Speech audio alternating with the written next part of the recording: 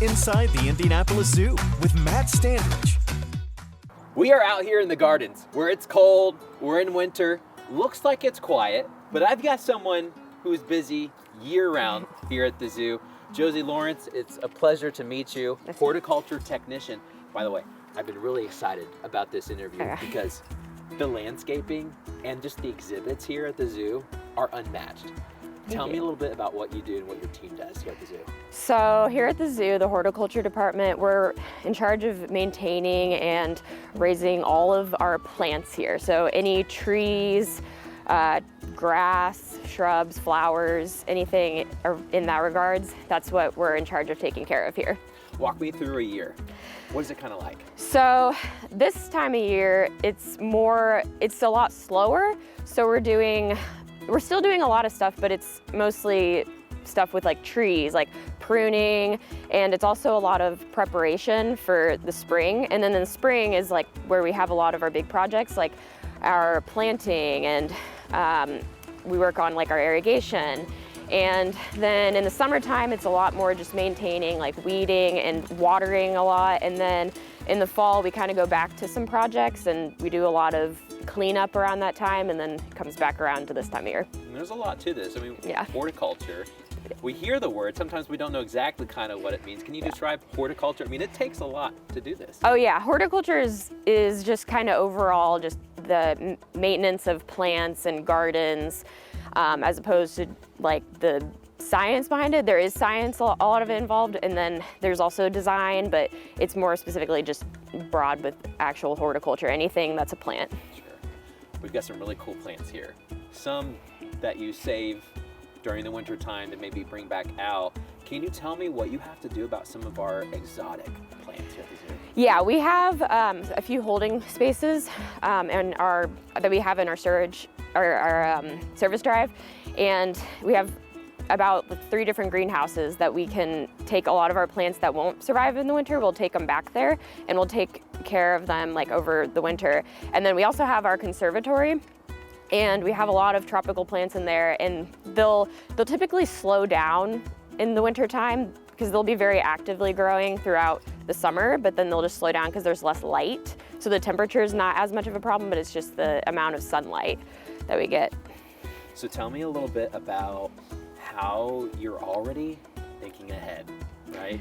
It seems like it's so cold and things are quiet, but you guys are still busy. Yeah, we're still busy because we have to plan ahead for what we're gonna plant, and we have to start ordering the plants now because a lot of the places that supply them, they have to start growing them. And so we're doing a lot of preparation, like ordering plants, that kind of thing. And then we're also, we gotta kind of clean up stuff and get prepared for them to come back. We planted a lot of stuff in fall, like a lot of perennials and trees, and those will be really fresh in the spring. Anything specific for exuberance coming up in a few months? Yeah, for exuberance, we're planning that ahead for sure, and we're getting in our plans. We're thinking about what we're gonna do and like how we're gonna design it, and we have to have a lot of mulch delivered for it, so we're planning ahead with that a lot more. And we have to make sure all of our like topiaries are being maintained that we have here. Okay. This is an operation. It's not just you. Tell me how big your team is. And does it change over the course of the year? Yeah, we have about 11 full-time on our team right now. And around the summer season is when we typically will get seasonals. We'll have like a few more people come in and they'll just be there for the season to help us out. So what's your specialty? Someone comes to the zoo like, that's Josie's work right there. Oh yeah, I work from where the beginning of the actual zoo starts, so like where the zoo grounds is just past the gardens. I work from there up until about where the orangutan exhibit is, and then that whole area, all the plants, is what I maintain, and I have one other team member to help me with it. So you're kind of in charge of that wow factor when you walk into the zoo, which is pretty impressive, not gonna lie. Thank you. That's awesome. That's great work. Okay, so what about plants that are maybe in a water exhibit? Do you guys also take care of those? Yeah, we have a few, especially out in the gardens. We have some, and we occasionally will bring in more, and we have some that we have growing back in our service areas, and then we'll come and bring those out when there's like a planting time. And those are more so, we have them in the conservatory as well as in the gardens. And there's like lily pads and a bunch of other aquatic plants. So when you're thinking about the next growing season, do you get to try new things? Are there different things that maybe are coming this coming year? Yeah, we get to kind of switch up what we're doing based on how just the zoo is growing overall. So whenever there's something new happening here, we kind of have to add in another horticulture element to it. So we have a lot of different design stuff, and it's nice because we can kind of, with our annual designs, we can kind of change up what we're doing. And it's really nice to have like all that creative freedom a little bit, because there's different, and also just like how just the climate is different every year and stuff. So it's really cool. What's your busiest time of the year? The busiest time, it's probably, just for the zoo overall, I would say it's either when we're setting up for exuberance or during the week of zubilation. Okay. Yeah. And that would be because? Because we have to do a lot of, during exuberance, we have to do a lot of annual planting and like creating beds out of mulch and just like flower stuff, as opposed to like during zubilation, we have to do a lot of cleanup and like mulching, and that's also just a very hot time. So we have to water all of our plants and make sure that they're staying healthy. So we've kind of walked through the year about what you and your team are doing, different busy times, maybe some slow times. What's your favorite season though, working at the zoo? My favorite season is actually right now. Right now? Yeah. It's cold. It's cold, and but it's the cold. When it gets super cold, it's not always as fun, but it's nice because it's kind of a time where it slows down, but there's still a lot of stuff to do, and it's a lot of like preparation that we do, and we get to plan ahead, and it gets you all really excited for the spring. And then there's also some inside areas where there's a lot of stuff we can work on, like in the conservatory and in our greenhouses, we work on that a lot. Sure. There is a lot of indoor, yeah, which we can enjoy when it's cold, yeah, like it is today.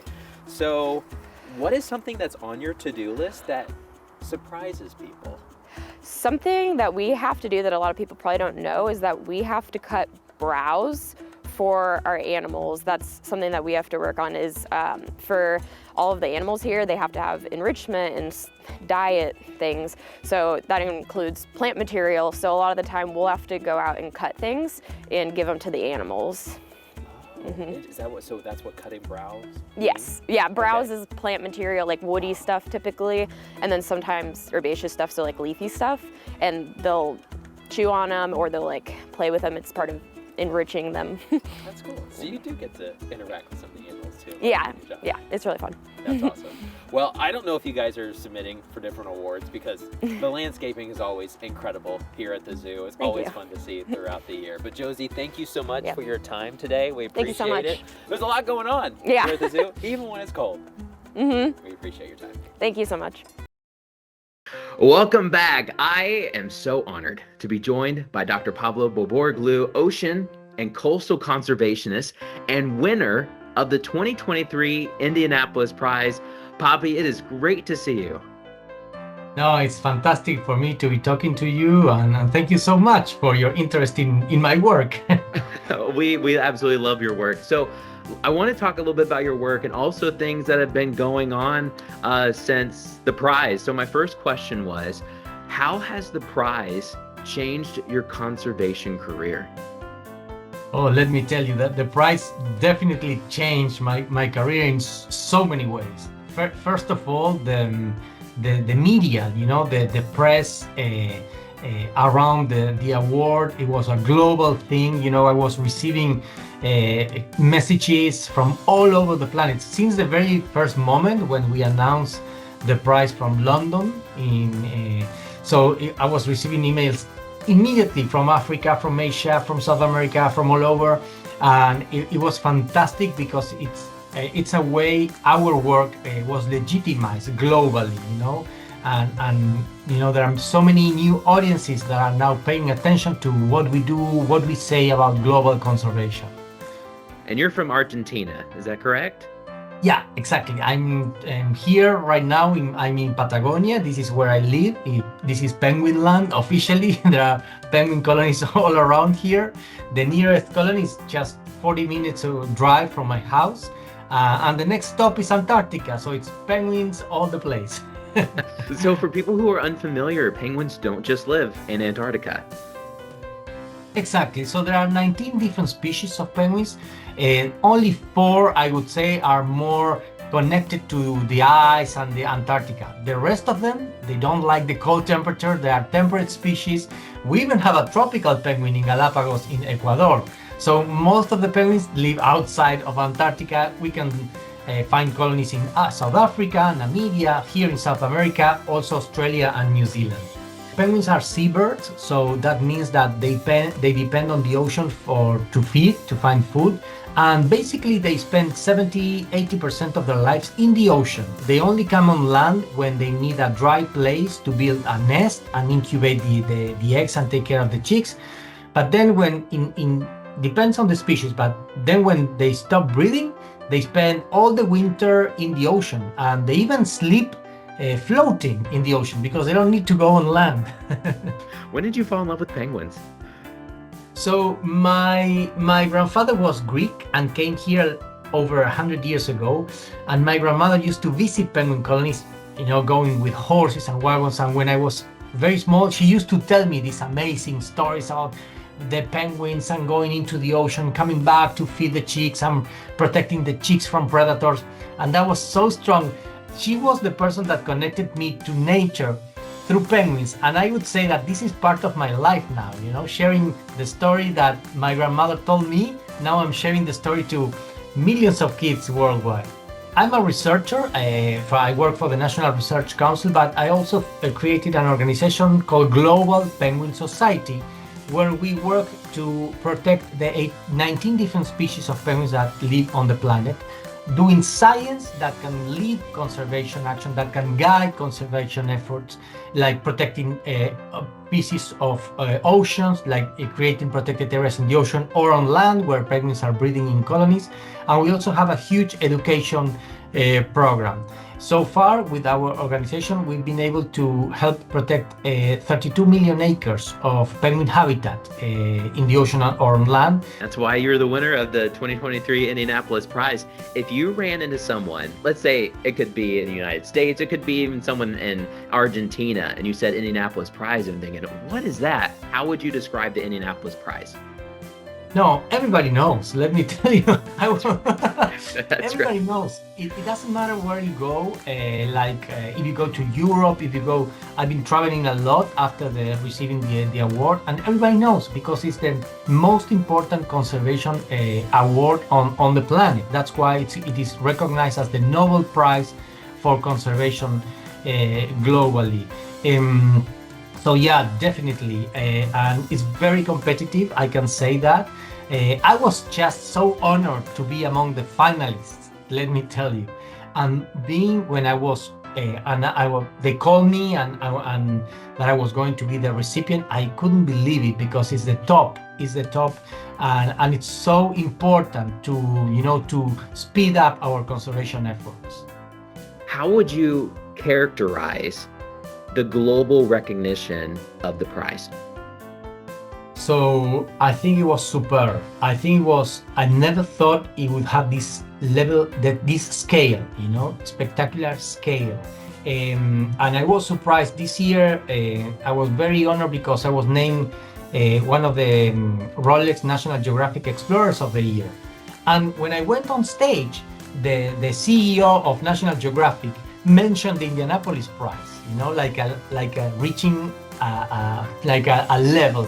So that shows the impact that the Indianapolis Prize has globally and the recognition that the recipients have with this. So it's kind of pushing us forward, giving us the strength and more energy. Conservation is not easy. Sometimes people think that because we are with penguins, we are enjoying all the time, having fun, and it's not like that. We talk a lot with politicians. Sometimes we are threatened. There are so many conservationists that get killed because they were defending their species or other places. So it's not that easy, and having this recognition gives us a lot of energy and even more hope. Are there some unique challenges right now that you're facing in your work? Yes, what we see now in some developing countries, particularly in Argentina, is that due to the never-ending economical problems and challenges, and now there are very harmful plants, like in New Zealand also, like deep sea mining or oil exploitation in the ocean and in coastal areas. Some places that were kind of, I wouldn't say protected, but they were kind of not exposed to these things. Now they are. So it is also challenging us to strengthen even more than ever our conservation efforts, because our places are very sensitive for these penguins and many other species that coexist with the penguins. This is the good thing about penguins. When you protect them and you protect the places they use the environment in such a vast way that you protect many thousands of species that live together with the penguins. We get questions, what's Poppy up to at the zoo and at WTHR? So what is Poppy up to? So one of the things that we started implemented since we received the award is it's a campaign called Celebrities in the Ocean. We put satellite trackers on the back of penguins that migrate during the winter. So everybody can follow along these penguins in real time online through our website, which is globalpenguinsociety.org. So you go there, you click on a map, and then you will see lots of lines. And those are the trips of penguins. Some trips are over 8,000 miles. And the funny thing to engage the public is that we name these penguins after celebrity. So you can follow Taylor Swift, Leonardo DiCaprio, Roger Federer, Messi, and many others. So you can choose your celebrity and follow along the winter migration online. You don't have to pay anything, no cookies. That was I would say that was the most engaging project that we have right now. That's really cool. Is there a Poppy penguin yet? Yeah, there was a Good. Poppy. Yeah, there was a Poppy penguin. That also. Well, thank you so much for protecting the species and doing what you can, you and your teams and the Global Penguin Society. The work continues, and we're so happy that you're leading that charge. We want to thank you so much, Dr. Pablo Borboroglu. Thank you for your time today. No, thank you all, and thank you for sharing the passion that we have for penguins and the oceans. Thank you, Matt.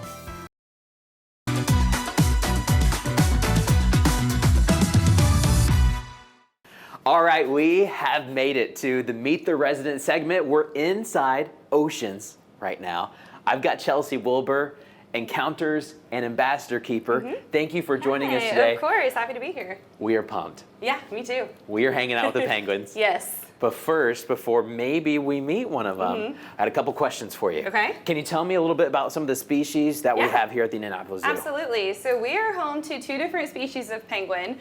So we have the smaller ones that have those yellow crests along their eyes. Those are called southern rockhopper penguins, and they're a vulnerable species. So there's not as many of them as we would like to be in the world. But the larger ones that you can see a little more frequently throughout the exhibit are called gentoos, and they're the third largest species, and we have 41 penguins total, so quite a few.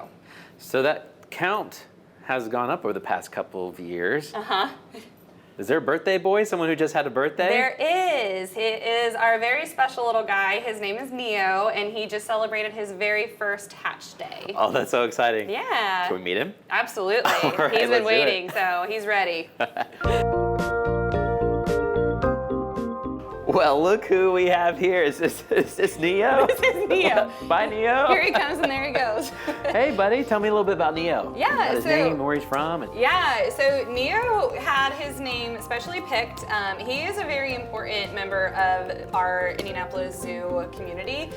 He was our first southern rockhopper penguin born here in 12 years. So he was a really big deal, and we're very, very happy that he's here for a lot of different reasons. But his name was actually, it has a couple different meanings. One of them is it stands for the National Institute of Oceanography, so it's a nice nod to them. And it also means new beginnings. So since we went so long without a rockhopper chick, we're hoping that with the arrival of Neo, we can now hope for some more chicks in the future. So he just had a big birthday. Yes. Right? First birthday. First birthday. Yeah. But over time, we may not recognize him in this state. Correct. Tell me how can we spot out Neo? Yeah, so Neo right now is super easy to spot because he does not have those signature yellow crests along his eyes that the adults have. So if you look at her right here, this is one of his friends, and she's fully an adult. So she has those bright yellow eyebrows, is what we call them in a joking way. But they're sagittal crests. He will get those around March. So we are waiting for that glow up from Neo when he gets those big boy eyebrows. How cool. Yeah. What do you think she's thinking right now?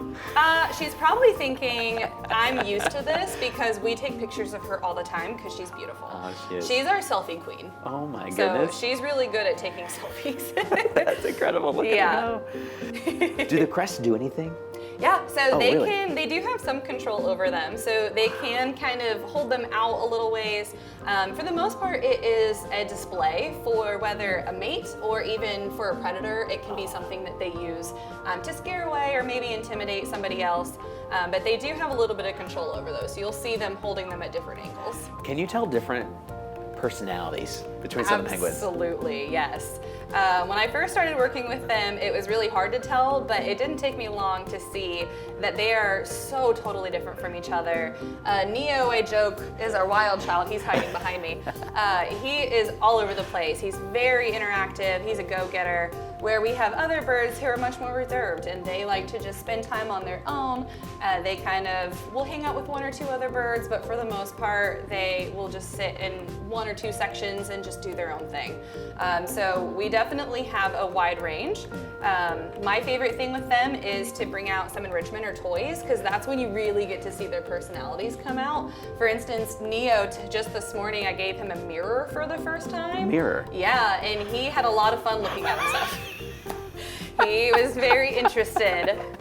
Yes, we're very excited. No way. Does she like the mirror too? Do other ones like the mirror? She gets a little bit upset because she sees a very cute penguin and she tends to get a little bit sassy with the mirror. But, you know, it is what it is. Tell me about the typical day in the life of a penguin at the Indianapolis Zoo. Absolutely. So they are one of the guests' favorite because of how active they are. So penguins are almost always on the move. So swimming, preening, finding fish, we do all sorts of things with them in the water because that's where they seem to really like to be.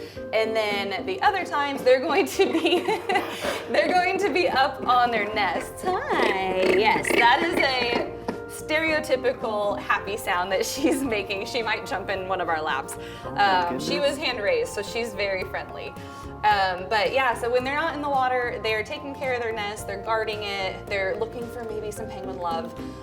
So their days are very booked. Yes, they are. They're very busy. Yes, very much so. One thing that people ask me all the time is how I can tell them apart.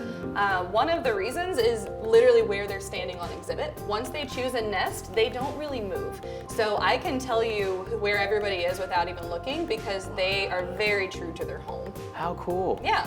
You were talking about their feet. Mm-hmm. Why do they waddle? Why do they waddle? Yeah. So it can be a couple different things. They are much more graceful in the water than they are on land, for sure. Okay. But they actually waddle for a couple different reasons. I mean, if you look at their feet, if you've seen a duck, they look kind of similar. Okay. It's definitely not super easy for them to have a graceful gait. But then another thing that people ask is the waddle also comes with some fun flipper action. So you'll often see them holding their flippers out in different ways. That can be a little bit of balance, but it can also be thermoregulation. So they can in fact get too cold and too hot. So they will use their flippers to try to regulate their body temperature. So speaking of temperature, what temperature do you have the penguin exhibit set at? It is a toasty 34 degrees. They probably love it. They love it. Our absolute max is about 40 degrees, but the water is a toasty 44. Oh, okay. It's very cold. Okay. So one of the coolest things about, last month we had Christmas at the zoo. We got to Yeah. see the penguins sometimes. Yes. What are opportunities to see the penguins the rest of the year? Yeah, so they luckily are out all year round. So you can actually come into the Oceans building. This is their home. Okay. And we are open all day for guests to be able to come in. And luckily for us, it's nice and toasty in this section at least. So it's always able to come in and see our penguins moving around. I love how you guys focus on enrichment for not just the penguins, all the animals at the zoo. We're talking about the mirror for Neo. What are other enrichment items that you guys have and have done with the penguins? So obviously the goal of enrichment is to stimulate them in a cognitive or physical way, and it's usually trying to emote some natural behaviors, whether that's hunting, foraging, preening, anything in that realm. So our penguins really love anything that's water-based.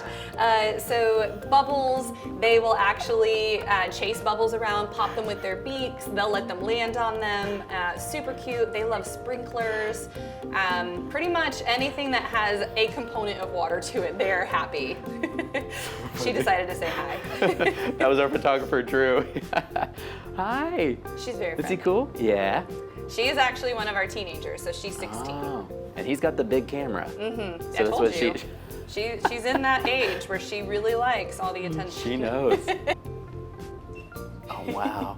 Very soft. Very soft. Yeah, Hi, Neo. they have about 70 feathers per square inch on their bodies, so literally thousands, so it almost doesn't feel like feathers. Oh my goodness, I'm so sorry.